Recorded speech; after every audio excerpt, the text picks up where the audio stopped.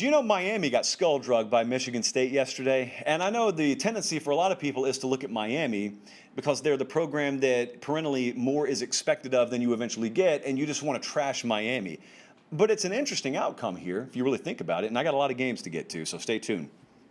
This game does something that's very rare in college football. It leaves no debate on either side.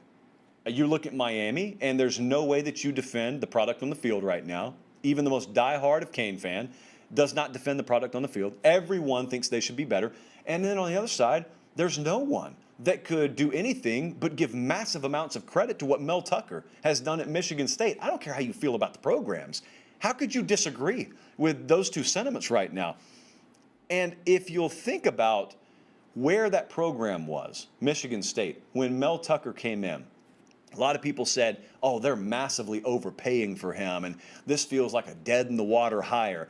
This is why you don't judge hires based on press conferences and based on what newspaper headlines say and what web headlines say, because those people are not accountable, up to and including me. You know, even if I were to say something, I don't get fired if I'm wrong about something. They get fired if they lose games. We don't really get fired if we're wrong about stuff. Now, I try not to be, and I didn't hate on Mel Tucker's hire. But a lot of people out there did. Just keep that in mind, because I'm going to talk about something when we wrap this review of this game up that I think bears paying close attention to. But it was kind of a surreal setting because I was in Beaver Stadium at Penn State. I was watching this game, and I was watching the fourth quarter, and I'm watching Michigan State just continue to run it up.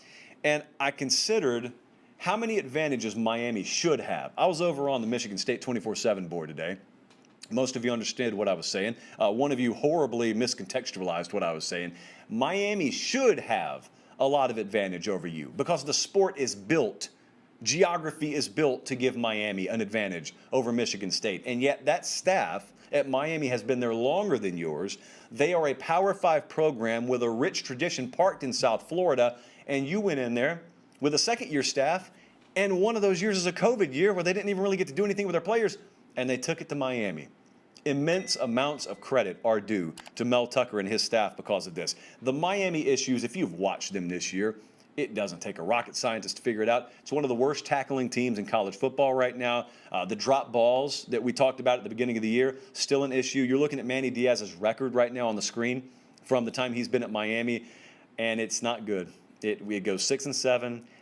Last year, there was some positivity to build off of, we thought, but now it's a 1-2 campaign so far, and that one win was narrow over Appalachian State. Now, they got Central Con coming in there this week, who got housed by a directional Louisiana school yesterday. So they're going to win this week, but then they're going to dive into conference play. I don't know what to make of Miami. I've got a hard time seeing them get it back on the rails this year, but yet we all know there are programs every year who are left for dead around this time, around the third to quarter pole of the year, who end up putting together a run. But they are, you know, they're struggling to run the ball. There are a lot of issues. Some of them are far too fundamental in nature. The tackling issue is just fundamental in nature. But I do want to point one thing out. I think anytime Miami loses games, there's always this tendency to say, well, they haven't recruited well enough. You know, they let that talent get out of South Florida. Some of that's true. We've talked about that on the show. The reason they lost to Michigan State is not a talent issue. And I'm going to tell you why. It's not a recruiting issue either. They've got good enough players to win these games. The reason I know that recruiting is not the determining factor is because the players they haven't been developed to their maximum potential. It'd be one thing if Miami was squeezing every ounce of potential out of this current roster and they were just coming up short because their players weren't talented enough. They weren't good enough. That's not what's happening. You watch Miami and you think to yourself, there are probably several staffs out there that could get better results out of this roster. I'll tell you what I thought yesterday. I asked myself, what would Mel Tucker do with Miami's roster? And my answer was, I think he'd do something better than what I'm seeing right now.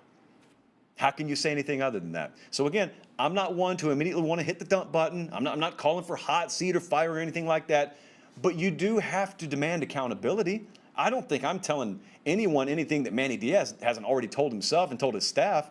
I mean, these guys get it. But I'll tell you one thing, and here's something to think about. I just want you to marinate on this. We have talked a lot about Arkansas. I'm going to touch on the Pigs before the end of the game.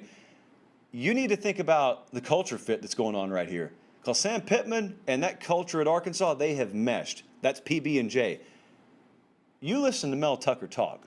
Does that guy not feel like Michigan State to you? There was a quote yesterday. This is Mel Tucker in the postgame. We wanted to drag them into the deep water where we are, where we live, with the strain and the struggle, the pain, the pressure, the weight room, the discipline, the attention to detail. Basically what he's saying is we got it, they don't, and we knew if we could get them out here, we'd prove it. And they did. That is Michigan State. If you cut Michigan State open, that's what bleeds out. That kind of mentality. Mel Tucker, we could go on to look at that as one of the most low-key genius hires in the last 5 or 6 years in college football. Sam Pittman could be that. Mel Tucker could be that. It's too early to tell. These could be anecdotal results, but I got to tell you, if they are at this point anecdotal, I'd much rather be on this side of the anecdotal argument than the other side. So congratulations to Michigan State. They are undefeated. They are 3-0. I thought I had written their schedule down.